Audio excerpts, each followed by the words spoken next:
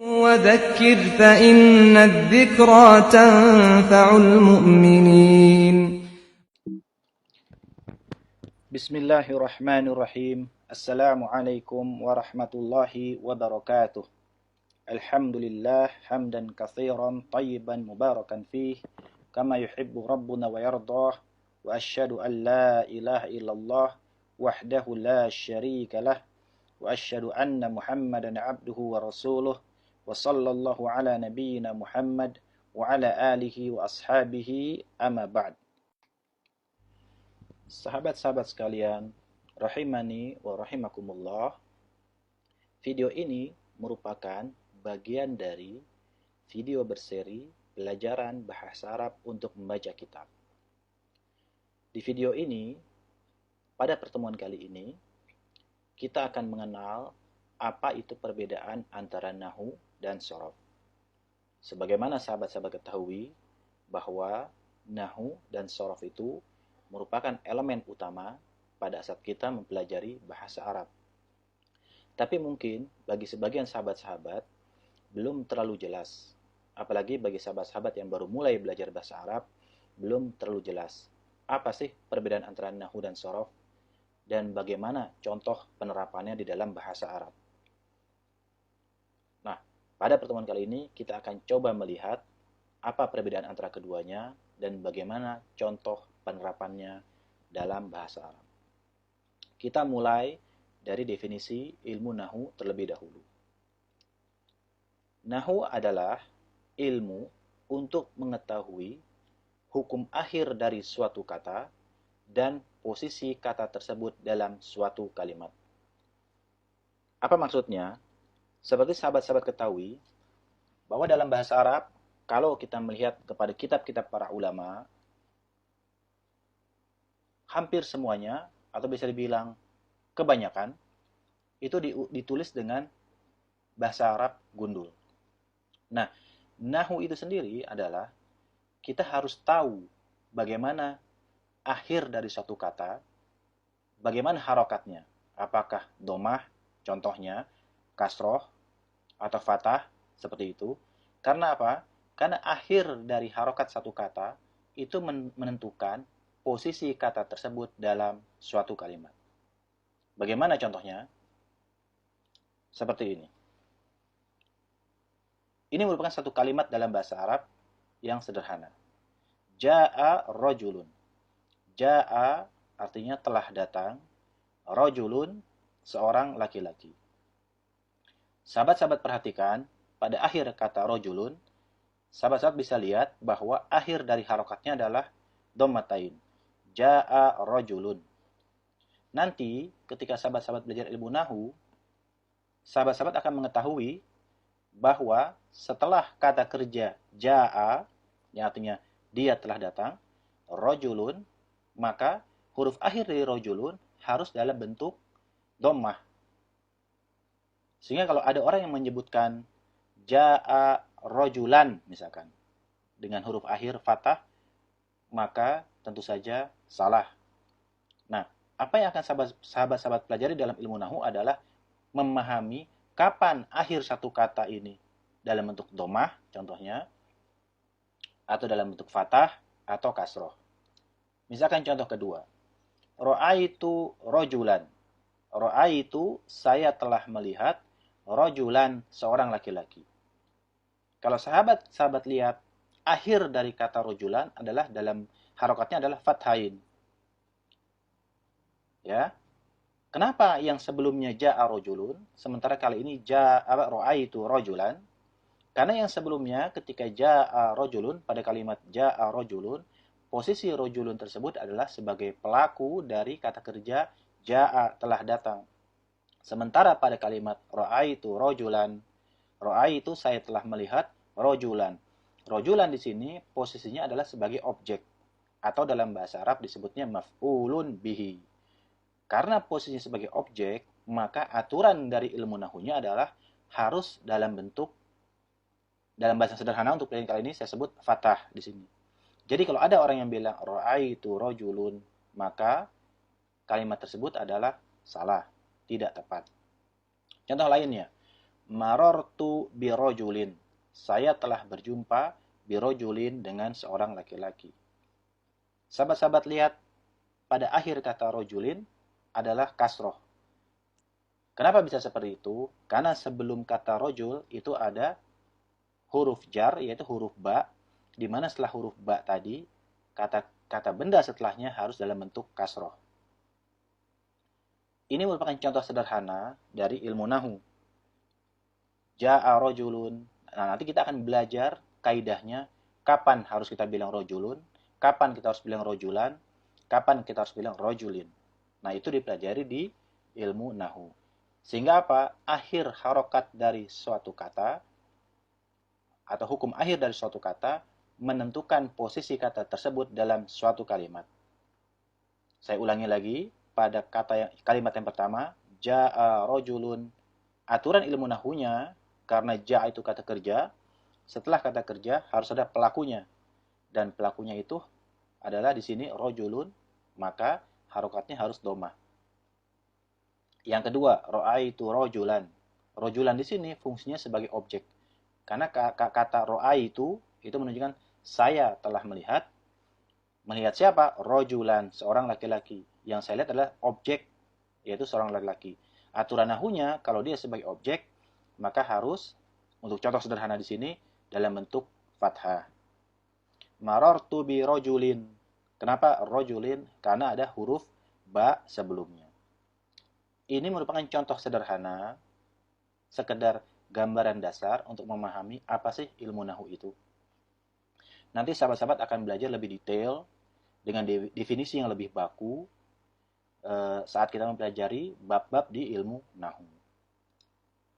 Yang kedua adalah sorof. Sorof adalah ilmu tentang perubahan bentuk suatu kata. Kalau nahu tadi kita belajar hukum akhir dari satu kata, harokat akhir dari satu kata, di mana harokat akhirnya tadi menentukan posisi kata tersebut dalam satu kalimat. Sementara sorof adalah kita mempelajari bentuk dari satu kata, perubahan bentuk dari satu kata. Bagaimana contohnya?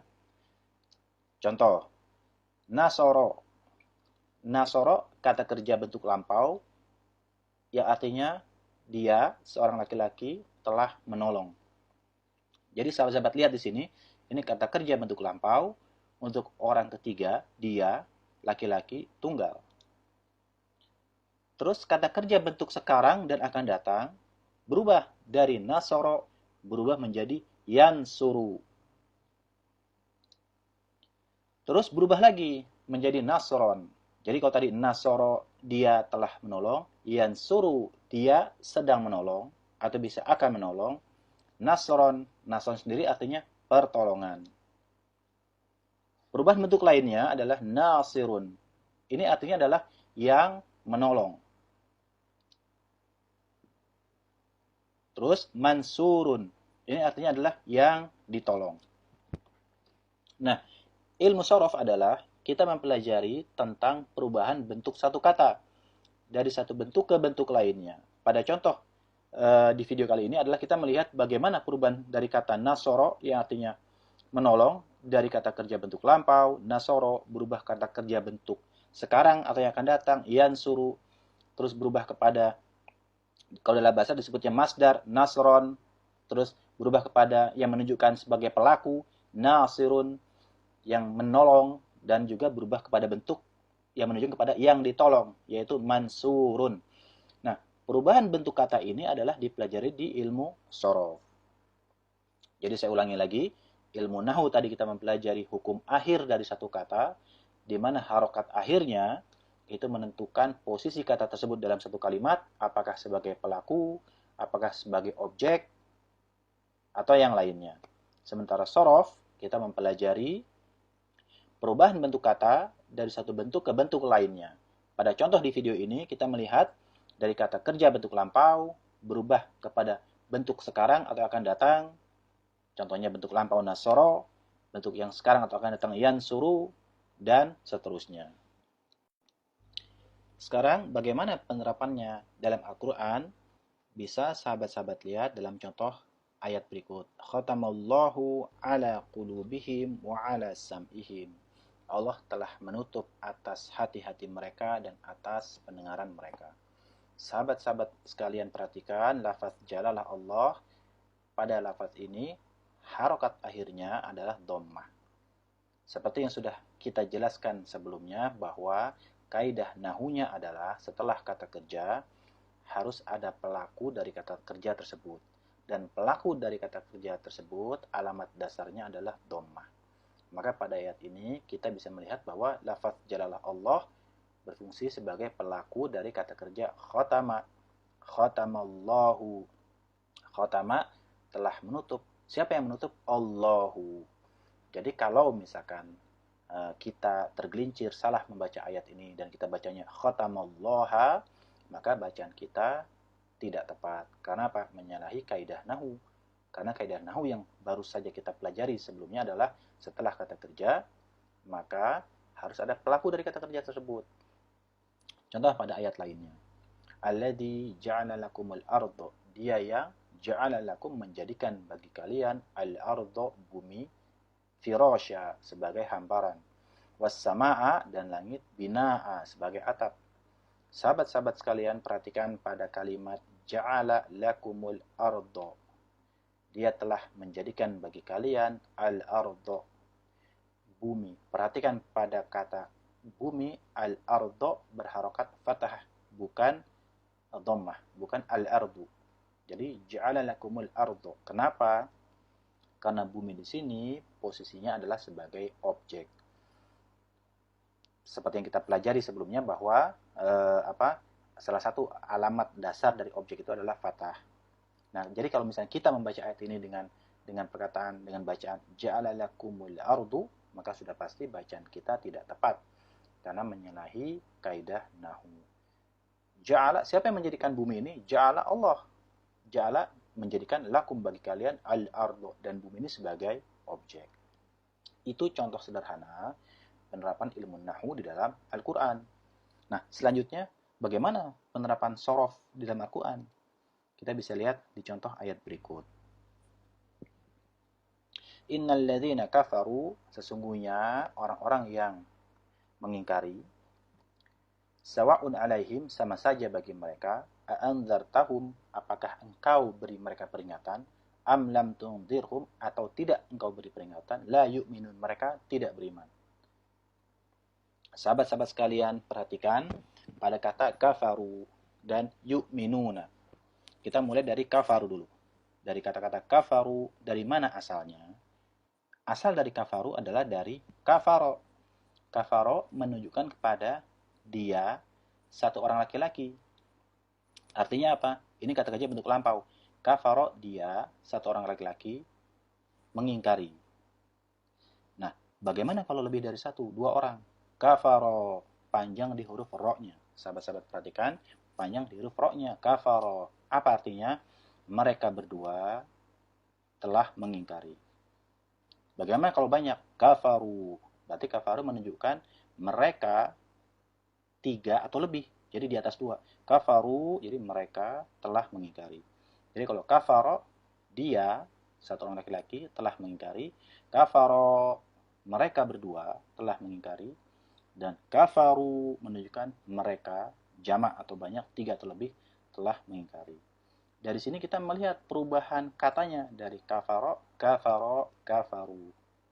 Nah, perubahan seperti ini kita pelajari di ilmu sorof. Perhatikan kata selanjutnya, yu'minuna. Dari mana asalnya? Dari yu'minu. Sama seperti kafaro tadi, yu'minu itu untuk dia, satu orang laki-laki, beriman. Bagaimana kalau lebih? Untuk dua orang, yu'minani. Apa artinya? Mereka berdua beriman. Bagaimana kalau banyak? Yu'minuna. Ya, di atas dua. Ini menunjukkan tiga atau lebih. Jadi mereka menunjukkan banyak, tiga atau lebih, beriman. Nah, perubahan ini, yu'minu, yu'minani, yu'minuna, itu kita pelajari di ilmu sorof. Sehingga dengan kita mempelajari ilmu sorof, kita bisa mengetahui kata-kata ini untuk orang keberapa, berapa orang. Kita bisa mengetahui perubahannya dari mana asal muasalnya. Dan apakah kata kerja ini bentuk lampau atau bentuk sekarang dan akan datang. Contoh kafaru adalah bentuk lampau. Yu'minuna bentuk yang sekarang atau yang akan datang. Nanti sahabat-sahabat akan mempelajari ketika kita mempelajari masalah fiil atau kata kerja di dalam bahasa Arab. Nah, ini adalah contoh penerapan sederhana sebagai gambaran dasar saja untuk kita memahami apa sih ilmu nahwu itu, apa sih ilmu sorof itu, dan bagaimana sih contoh penerapan sederhananya di dalam Al-Quran, bahwa di Nahwu itu kita belajar mengetahui hukum akhir dari satu kata yang menentukan posisi kata tersebut di dalam satu kalimat, apakah dia sebagai pelaku atau sebagai objek. Sementara sorof itu kita mempelajari bentuk perubahan satu kata. Dari kafaro, kafaro, kafaru, dari yu'minu, yu'minani, yu'minuna, dan nanti masih banyak lagi bentuk-bentuk perubahan lainnya yang nanti akan kita jelaskan pada saat kita bersama-sama belajar bahasa Arab untuk membaca kitab. Lantas, apa saja pilar-pilar utama dalam belajar bahasa Arab? Pilar-pilar utama dalam belajar bahasa Arab adalah satu, memang kita harus memahami kaidah nahwu. Kaidah nahwu ini memang harus kita paham dan kita juga harus hafal. Tapi cara agar kita hafal dan paham yang paling baik adalah kita mempelajari konsep dasarnya. Setelah itu kita banyak berlatih membaca kitab dengan kosakata yang masih sederhana, dan sambil sekaligus kita menerapkan kaidah-kaidah tersebut ketika kita membaca kitab.